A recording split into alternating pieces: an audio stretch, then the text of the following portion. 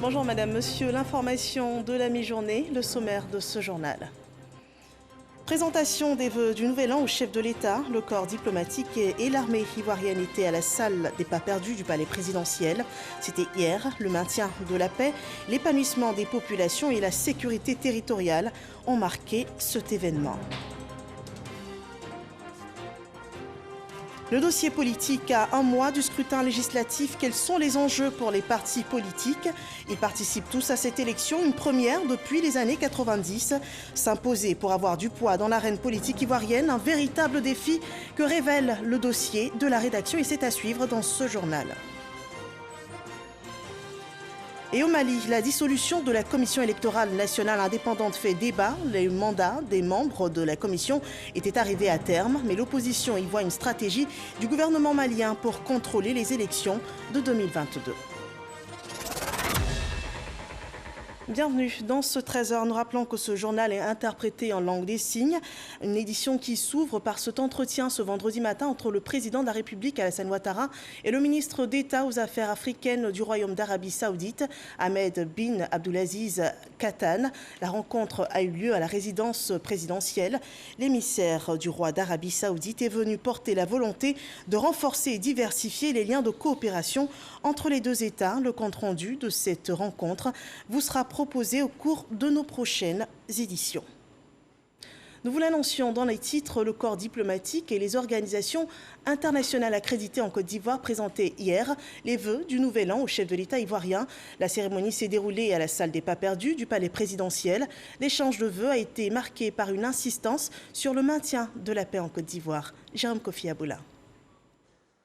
Présent au cours de la matinée ce jeudi 4 février 2021 à la salle des pas perdus du palais de la présidence de la République, les membres du corps diplomatique et les représentants des organisations internationales en Côte d'Ivoire. Ils sont venus présenter les vœux de Nouvel An au président de la République, Alassane Ouattara.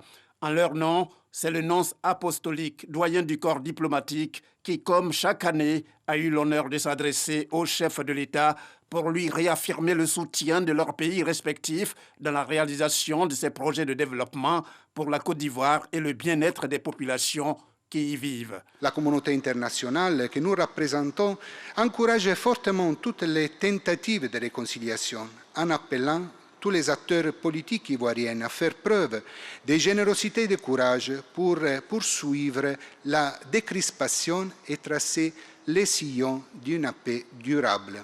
Nous saluons les rencontres avec l'opposition que vous avez initiées dès novembre 2020 et dont le gouvernement a pris la relève. Nous saluons également la mise en liberté provisoire des détenus des crises pré- et post-électorales dans l'espérance qu'on puisse arriver à une conclusion définitive pour tous les cas en attente de solutions. Comme représentants des nations et des organisations internationales amies de la Côte d'Ivoire, nous voudrions vous assurer de pouvoir compter sur la disponibilité de la communauté internationale à accompagner ces beaux pays dans sa quête permanente de la paix et du bien-être des peuples qui y vivent. Excellences, Monsieur le Président de la République, pour vous, pour la Première Dame, votre famille et toutes les personnalités ici présentes, nous formons les vœux les meilleurs de santé, de réussite et de paix. Que Dieu bénisse la Côte d'Ivoire. En prenant la parole, le président Alassane Ouattara rassure quant à la poursuite des grands chantiers visant à l'épanouissement de toutes les personnes sur le sol ivoirien, notamment sur le plan économique, sanitaire et sécuritaire. Mais le chef de l'État ne le fait pas sans se féliciter de l'honneur et la confiance que viennent de lui témoigner ses hôtes. Monsieur le doyen du corps diplomatique, Mesdames et Messieurs, je vous remercie très sincèrement pour les vœux chaleureux que vous venez de m'adresser, ainsi qu'à mon épouse, au gouvernement et au peuple ivoirien. Je voudrais à mon tour former pour vous-même, pour vos familles respectives, pour les chefs d'État et les dirigeants des organisations que vous représentez, des vœux de santé et de bonheur. Excellences, Mesdames et Messieurs, comme vous le savez, l'année 2020 a été marquée par plusieurs événements majeurs, tant au plan national qu'international.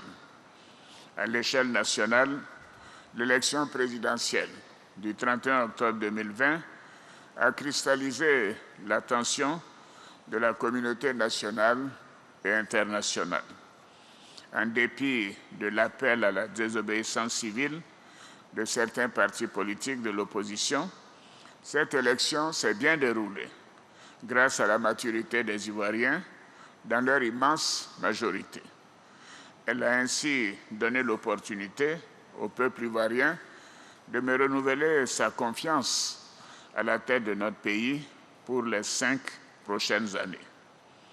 Conformément aux engagements que j'ai pris lors de la campagne présidentielle, la consolidation de la paix, de la sécurité, de la réconciliation et de la cohésion sociale figure au titre de mes priorités. L'un des défis majeurs auxquels nos pays sont confrontés est la grave crise sanitaire liée à la pandémie de Covid-19 qui sévit depuis bientôt 1 an dans le monde entier. La Côte d'Ivoire, à l'instar des autres pays, a été touchée et continue de faire face à cette pandémie qui impacte la santé de nos concitoyens. Pour lutter efficacement contre cette pandémie, le gouvernement ivoirien a mis en place un plan de riposte sanitaire d'urgence qui a permis de renforcer les moyens de prévention. Dans le prolongement de ces efforts, le gouvernement ivoirien a décidé d'offrir dès le mois d'avril la vaccination au personnel en première ligne dans la lutte engagée contre la pandémie. Et au total, cette campagne profitera à 5 millions de personnes. Cette année 2021, nous entendons accélérer la transformation structurelle de notre économie par la diversification de l'appareil productif industriel, l'amélioration de la transformation des matières premières agricoles et l'accroissement de la production minière et bien évidemment l'augmentation des dépenses sociales. Il s'agira aussi de l'intensification de nos activités dans les domaines des infrastructures économiques. La question sécuritaire liée au terrorisme au Sahel et en Afrique de l'Ouest se pose avec davantage d'acuité. Notre action concertée permettra d'apporter une réponse collective et efficace à cette mesure qui fragilise la sécurité internationale et contrarie les efforts de développement déployés par nos pays. Et le président Alassane Ouattara de saisir l'occasion pour saluer particulièrement l'avènement du nouveau locataire de la Maison-Blanche en la personne de Joe Biden. Pour le chef de l'État ivoirien, c'est le moment ou jamais de mutualiser toutes les actions en vue d'un multilatéralisme renforcé. À l'issue de la cérémonie, les diplomates accrédités en Côte d'Ivoire ont exprimé individuellement leurs souhaits pour la Côte d'Ivoire, leur pays hôte. On regarde. Souhaitons bien évidemment une année pleine de bonheur, de sérénité, de santé et surtout de paix et de cohésion en Côte d'Ivoire. Quant à la relation qui unit depuis toujours le Maroc et la Côte d'Ivoire, elle ne peut aller qu'en se renforçant. Avec, nous l'espérons, la fin de la pandémie aussi, elle va apporter une autre dynamique, de nouveaux projets, de nouveaux investissements. Nous avons beaucoup d'espoir dans cette année 2021, des espoirs bien sûr de voir cette crise sanitaire qui a affecté beaucoup de monde sur le plan économique, social et bien sûr sanitaire, donc de disparaître progressivement, de telle sorte que le cours normal des choses puisse reprendre petit à petit.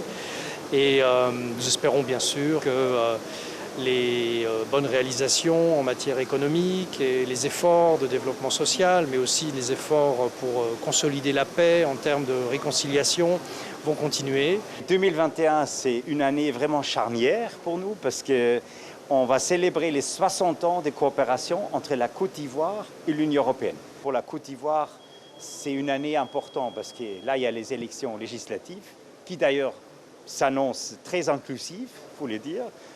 Et aussi l'année où j'espère qu'on va tous sortir de la pandémie. Mes félicitations à la Côte d'Ivoire qui a pu maintenir une croissance de plus que 2%. Je crois que c'est extraordinaire.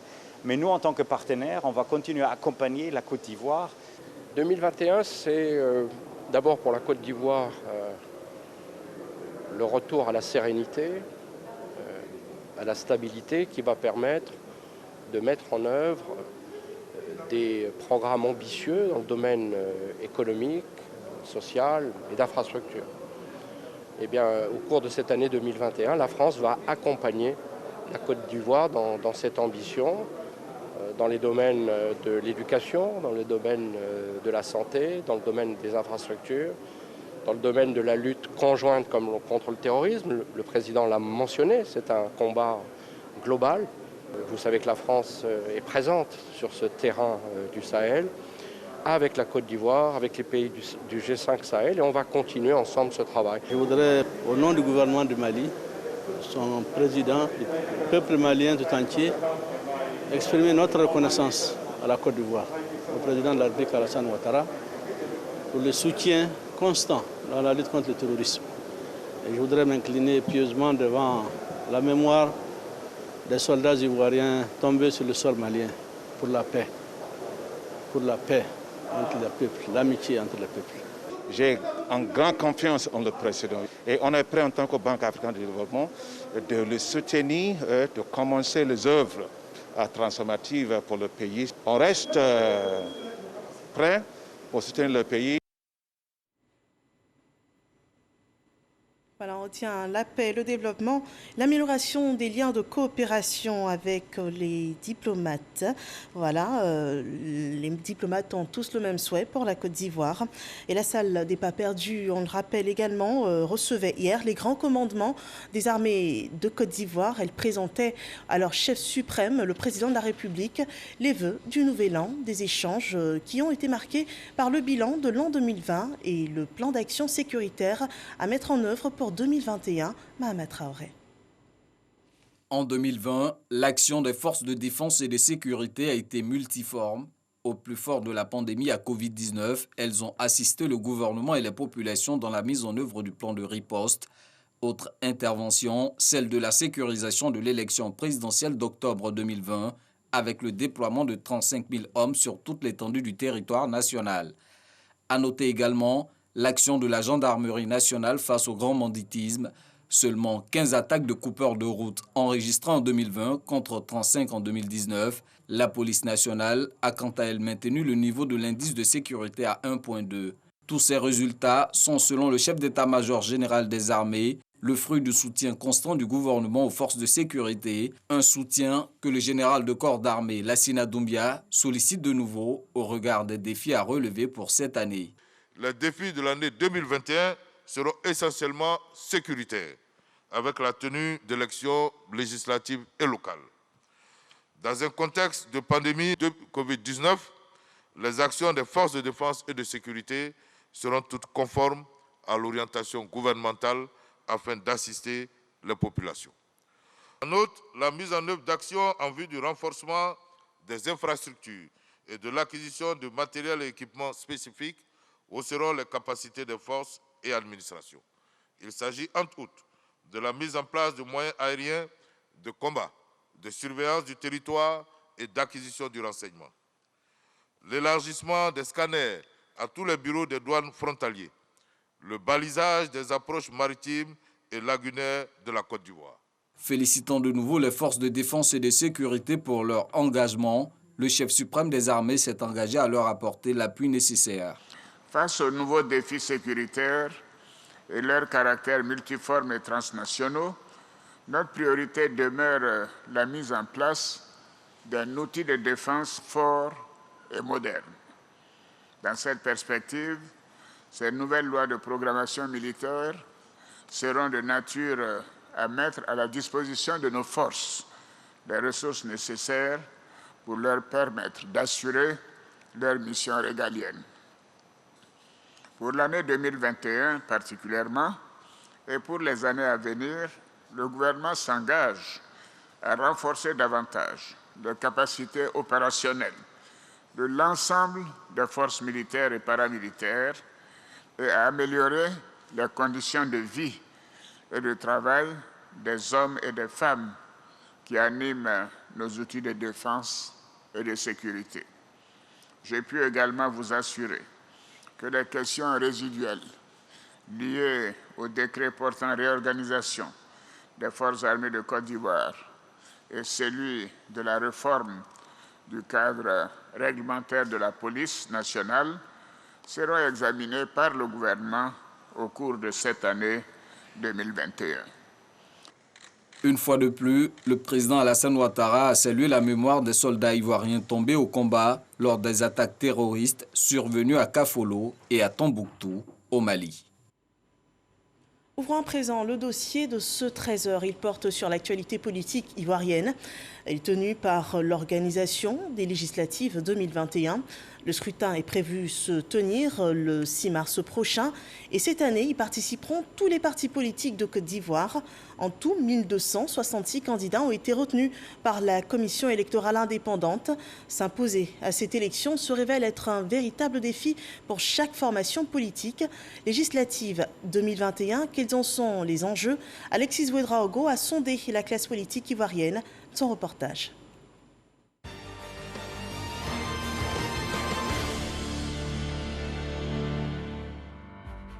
La liste provisoire des candidats retenus pour les législatives est connue. Elle jette les dés d'une compétition inclusive qui devrait surtout déterminer le poids réel de chaque parti politique. Nous savons depuis longtemps que nous avons la majorité sociologique. La finale va se jouer. Ce sera effectivement l'occasion de savoir qui pèse quoi. Et la pesée montrera que le RHDP est le plus grand parti de Côte d'Ivoire. À l'annonce de ces élections locales, l'opposition décide d'un front commun pour se faire entendre. Des candidats uniques pour chaque circonscription. Mais à la pratique, plusieurs zones ne font pas l'objet de consensus. Dans plusieurs circonscriptions, le FPI de Pascal Affi-N'Guessan devra affronter la branche Pro-Gbagbo ou encore le PDCI-RDA et vice-versa. L'idéal que nous avions visé à la suite du bloc que nous avions constitué avant la présidentielle, c'était de faire bloc et aller ensemble à ces législatives. Malheureusement, nous n'avons pas pu atteindre cet objectif. Néanmoins, toute l'opposition participe de façon diverse et à la fin, nous pensons que nous mettrons ensemble nos résultats afin que nous puissions constituer cette opposition qui pourra permettre aux Ivoiriens donc d'améliorer leurs conditions de vie. Une participation ouverte qui ne fait pas perdre de vue à l'opposition les enjeux de ce scrutin. La plateforme EDS nous ouvre ses portes.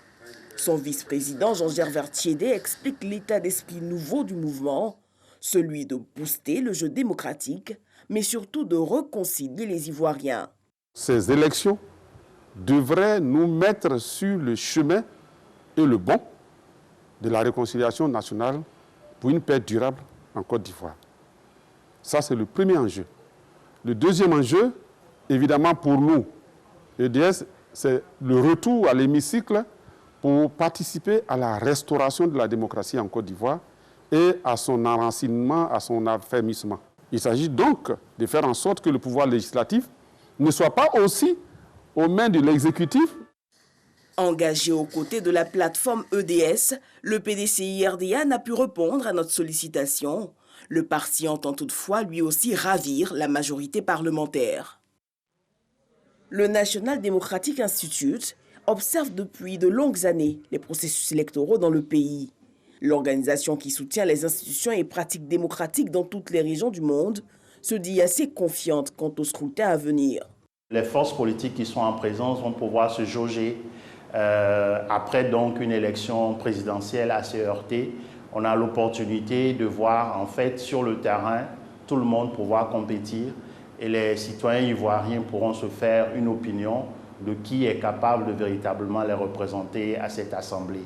Pour l'institution, ces législatives doivent consolider la stabilité dans le pays.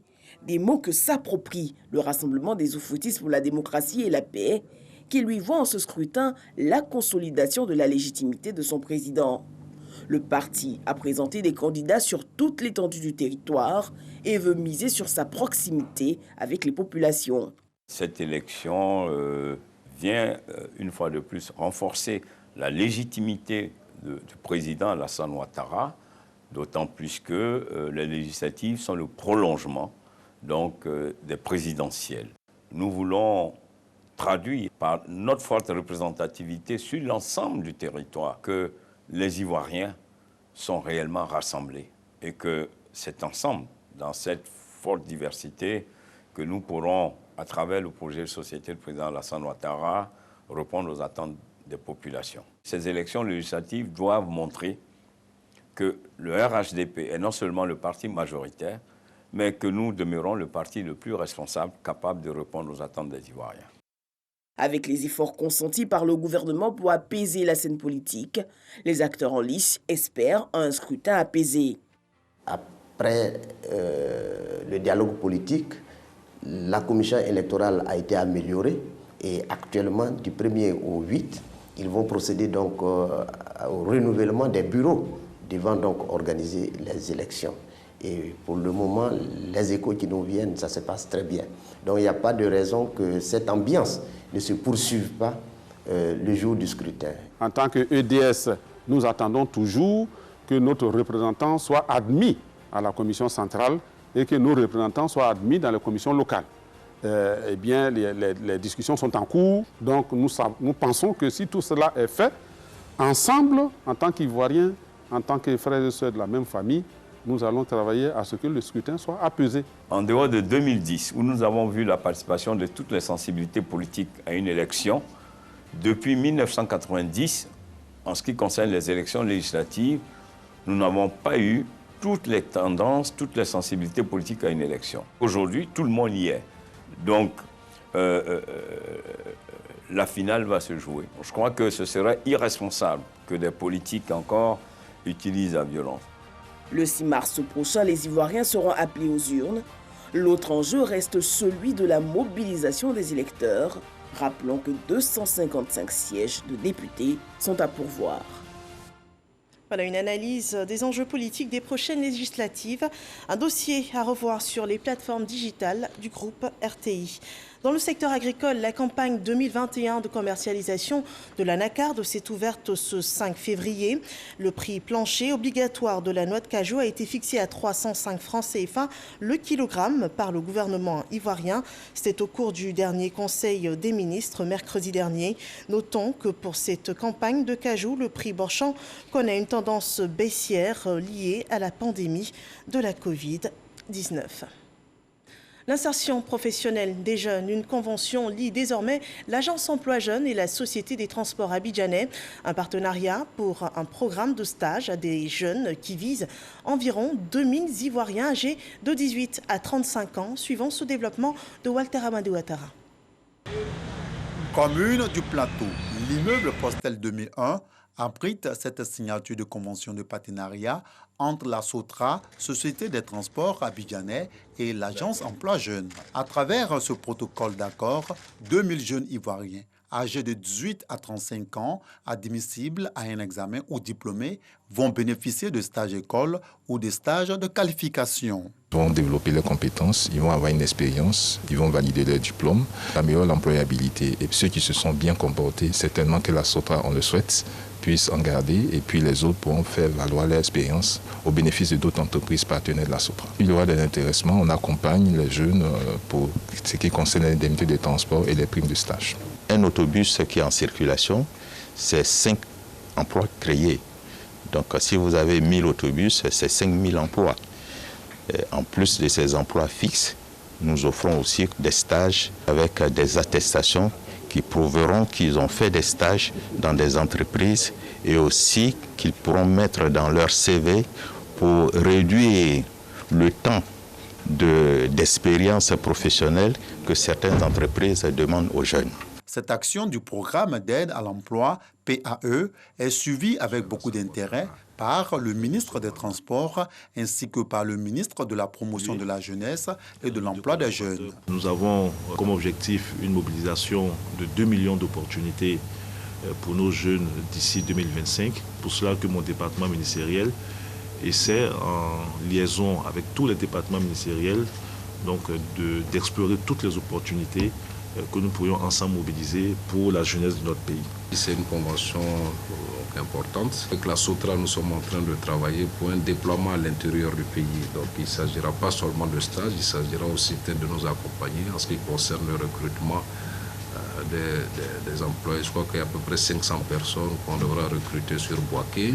La durée maximum du stage de qualification est de 12 mois. Le stage de validation, quant à lui, dure 6 mois. Sur le plan sanitaire, l'évolution du coronavirus dans le monde présente à ce jour plus de 104 000 cas de contamination. La Côte d'Ivoire, à l'instar des autres pays, connaît une autre vague de contagion. Le point des autorités sanitaires ivoiriennes à cette date.